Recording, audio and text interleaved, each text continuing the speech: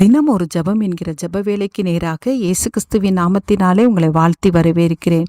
இன்றைய நாளுக்குரிய வசனம் ஆதியாகமத்தின் புஸ்தகம் 28வது அதிகாரம் வசனம் 15. நான் உன்னோடே இருந்து நீ போகிற இடத்திலெல்லாம் உன்னை காத்து இந்த தேசத்துக்கு உன்னை திரும்பி வர பண்ணுவேன். நான் உனக்கு சொன்னதை செய்யும் அளவும் உன்னை கைவிடுவதில்லை என்றார். நாம் யாவரும் கண்களை மூடி தேவனை நோக்கி ஜெபிப்போம்.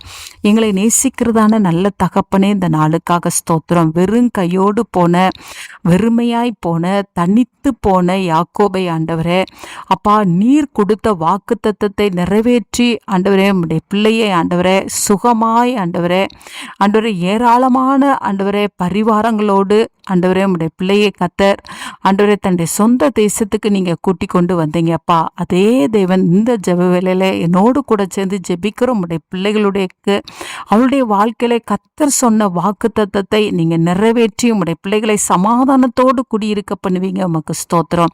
ஒருவேளை இந்நாட்கள் ஆண்டவரே யாக்கோவை போல அவர்கள் வெறுமையாய் காணப்படலாம், ஒன்றுமில்லாமல் காணப்படலாம், துரத்தப்பட்ட சூழ்நிலையாய் இருக்கலாம்.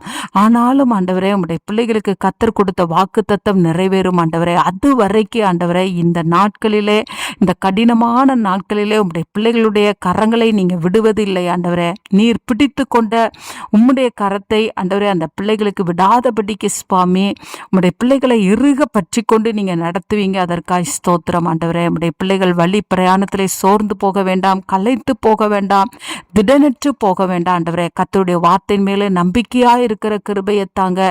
யாக்கோபை ஆசீர்வதித்த தேவன், யாக்கோபின் தேவனை உம்முடைய பிள்ளைகள் துணையாய் கொண்டிருந்து இந்த பாதையை ஜெயிக்க கர்த்தர் பலன் தாங்க ஆண்டவரே.